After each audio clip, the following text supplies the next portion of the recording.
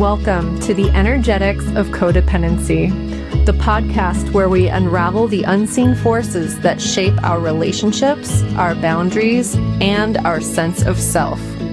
I'm Bridgid Burcano, an energy healer and transformational mentor, here to guide you through the deep, embodied work of reclaiming your sovereignty. If you've ever felt trapped in cycles of overgiving, emotional caretaking, or guilt around setting boundaries, you're in the right place. Here, we explore the energetic roots of codependency and how to shift from entanglement to empowerment through somatic awareness, spiritual wisdom, and practical real-world strategies. You don't have to carry what isn't yours. Let's dive in.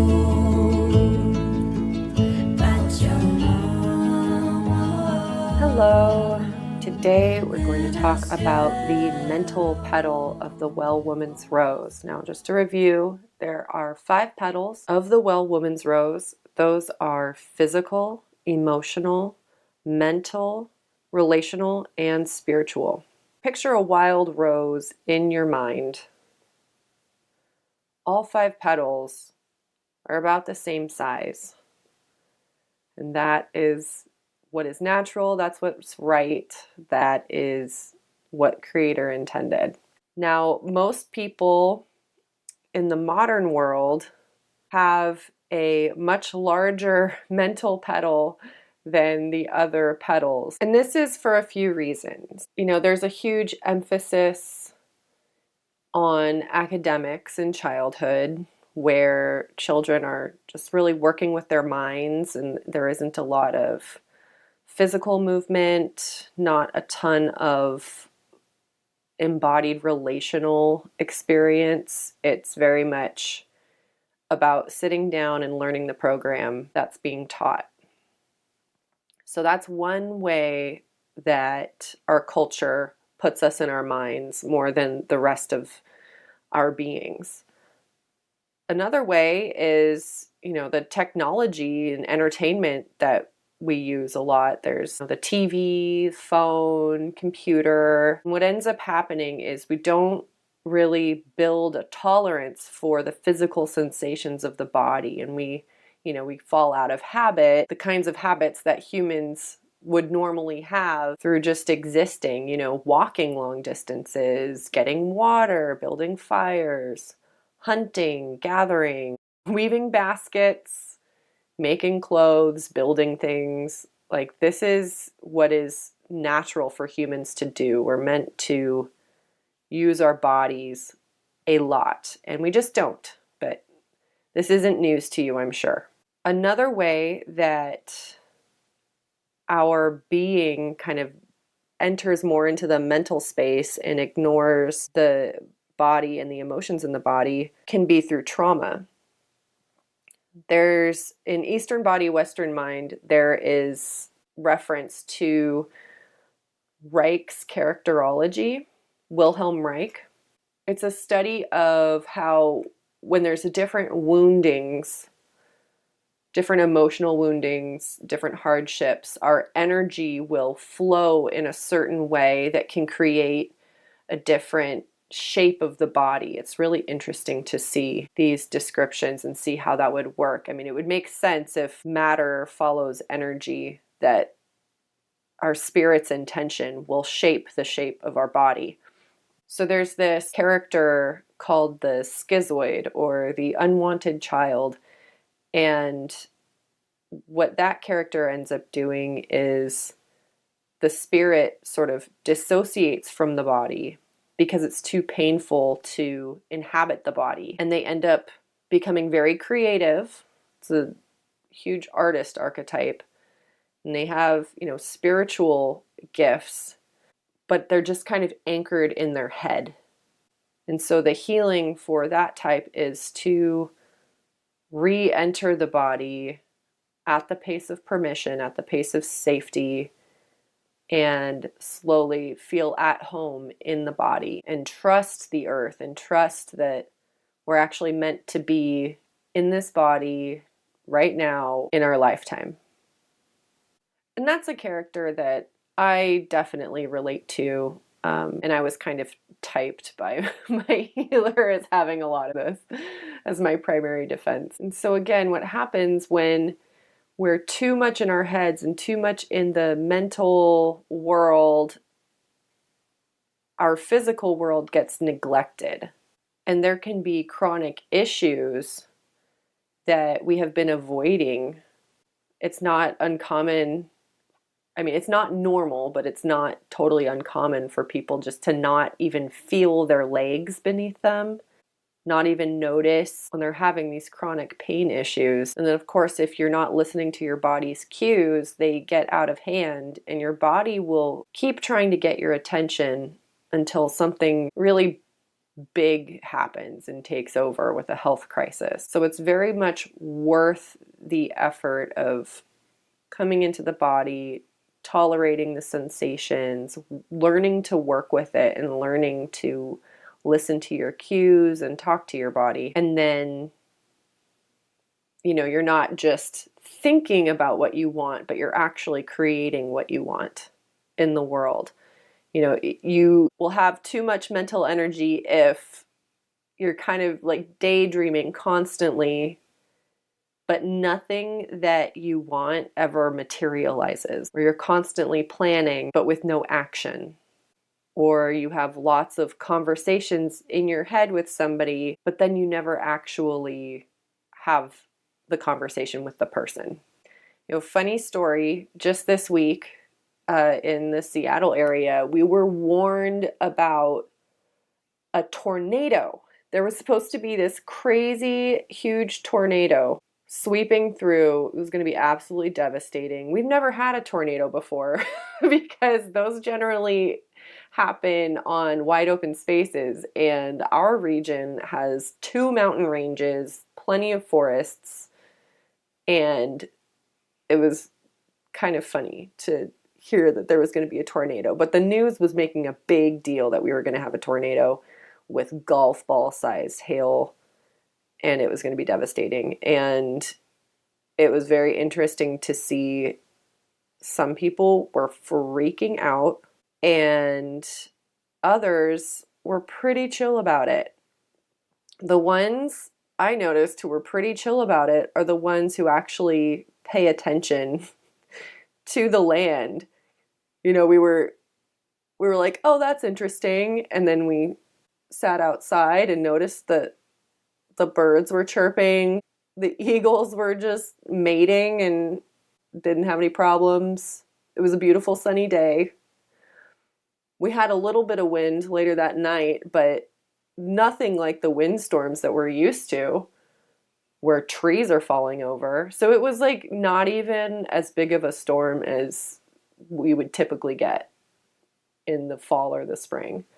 But it's that mental game that a lot of the media can play on you, where they want you to think there's this big, huge issue, and then there's not. It can be such a roller coaster. But if you have all your 5 petals intact, you're checking in with your spirit guides, like, hey, do I really need to prepare for something? No, you're good. Okay, cool. Emotionally staying grounded enough in my own emotions and noticing what's mine and what isn't mine. Other people's panic, I don't necessarily need to take it on if it doesn't check out with my wisdom. Physically noticing what's around me. And sure, like we have some water stored up in case we ever lose power, which is likely out in the woods, and we have some dry goods, and we heat with wood out here. So we can we can get along okay if the power goes out for a week. That's kind of normal. So we're good there physically. We know the safe spot to be in the house if there is a storm. Relationally, one of my kids was kind of freaked out. There was some lightning. So being sensitive to that and just assuring him this storm doesn't feel like a really big deal. It's flashy, but we're going to be okay and we'll take care of you. He slept in our bed with his little sound protector headphones on because it was really noisy thunder, and he was okay. So that's me keeping all my other pedals in check. If I let my mental pedal take over, which is the part that, is reading news and information outside of myself, if I let that take over, I would have had a horrible couple days. But really, the reality was that these were the most lovely spring days we've had so far. I was gardening. We were taking walks. I was enjoying the sunlight on my face. It was absolutely wonderful. And I'm so happy that my mental pedal is in check with all of the other ones. So like I said, everything that I'll say here has a paradox and a contradiction. Now I'm going to get into what I do use the mental pedal for. I mean, of course I love learning. Of course I love books and I love to read. And this is a reminder to me to keep it in check. But there's this amazing technology and wisdom discipline called human design that I like to use with my clients and with myself. And you have to first take on the ideas of it before you can start to use them. So this is one way that I do really utilize the mental pedal in my coaching. Human design was originated by a man named Alan Robert Krakauer, and he published a book called The Human Design System under the pseudonym of Ra Uru Hu in 1992. And human design is a synthesis of ancient and modern sciences, and it's a logical system that provides understanding about human nature. It's incredibly fascinating and intricate and complex, and it's sort of a map of like who you came here to be and what you came here to be and how the energy runs, in what areas you're more susceptible to other people's energy or what areas you really are firmly yourself. It'll tell you where your deepest wisdom and your personal inner authority comes from, which is really good for learning what voice to listen to when you're, trying to make a decision. It absolutely validates your natural skills that you're here to share. Something that I've really enjoyed about it is it acknowledges the motivation that is best to drive your work and what you do. A way to kind of check, like, is this coming from the right place? And if it's in line with your motivation, then yes. It also talks about what sorts of environments are best suited for you, how you take in information most easily. There's just a lot of great insight that can be laid out before you in this map of your human design that you probably didn't get as a kid. It's so rare for a child to be surrounded by community that's just seeing them and helping them grow in their own special way and giving them room to experiment and be themselves and find this information out for themselves. Like, that's very rare. Like, usually what we get is we're being kind of pruned and put into place and told who to be and what to be to fit into this programming of, go to school, go to college, get a job, work, retire, die. Don't get too big. Be a good worker. Don't ask questions. This is what you do, and then we come out of it and we're like, oh, wait, but that doesn't feel very good. I'm a unique person. This doesn't really help my everyday life and my relationships. Like, how am I supposed to actually show up and have intimacy with the world? So that's why I really like to use human design. It's just a fast track to self-discovery and living it.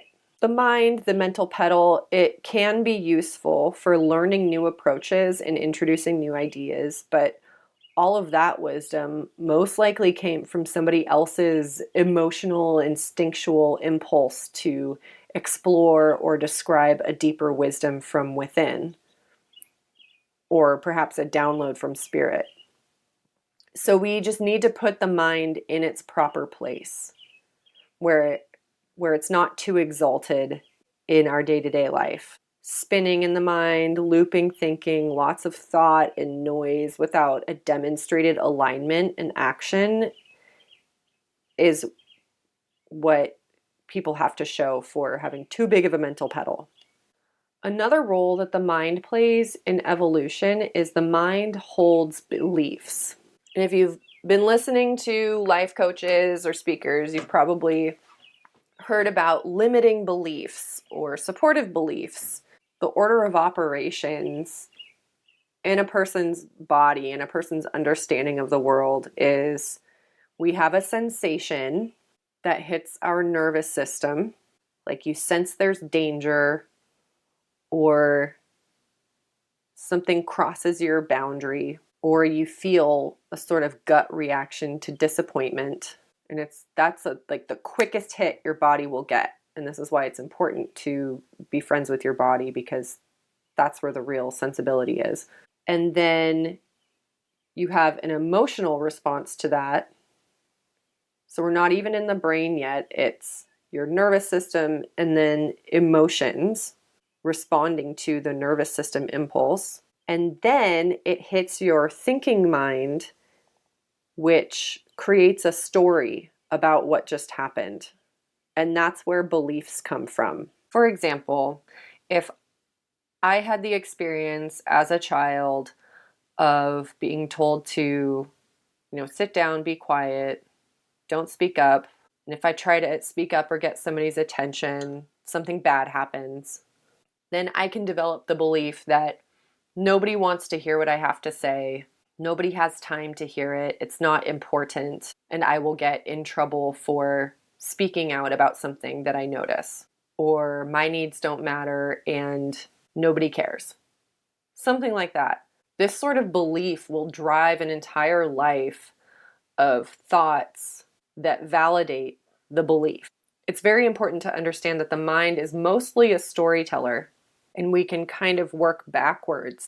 Here's another one that's super common that I grew up seeing, and it's this. If I believe that my family takes me for granted and that I'm just a miserable maid and that nobody helps me and I have to do everything myself, if I believe that, then I'll be doing more of my fair share.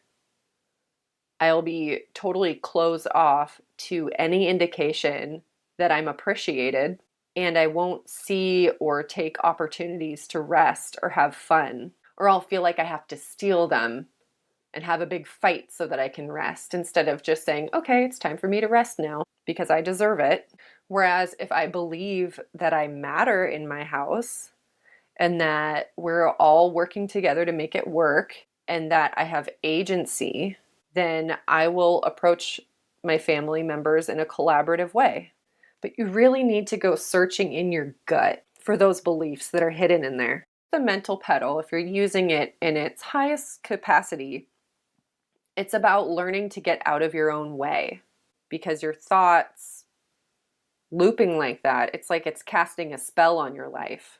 If I'm saying, I have to do it on my own, I have to do it on my own, I have to do it on my own, nobody's going to help me, nobody's going to help me, it's not safe to share this, it's not safe to talk, it's not safe to talk, it's not safe to stand up for myself, then you're casting a spell on your whole entire being, because beliefs drive thoughts and thoughts drive actions and actions create your world. So I'm curious what came up for you, if there are any beliefs that you didn't realize were beliefs, if you thought that's just how the world is. What are you questioning now? What sorts of beliefs are you second guessing right now? Let me know, write me back, and I'll talk to you then. Thank you for tuning in to the Energetics of Codependency. If today's episode spoke to you, I'd love for you to share it with someone who needs to hear this. And if you're feeling called to dive deeper, join me inside the 5 petals of the Well Woman's Rose, where we do the real embodied work of transforming these patterns at the root. You can find all the details at bridgidburcano.com or connect with me on Instagram, bridgid.burcano. I'd love to hear your biggest takeaway from today's episode, so send me a DM and let's continue the conversation. Before you go, be sure to follow the show and leave a quick review. Your support helps bring this work to more people who need it. Until next time, I'll leave you with my personal favorite motto after we do group work. Here it is. What's mine is mine. What's yours is yours. What's ours is ours. Take care. See you soon.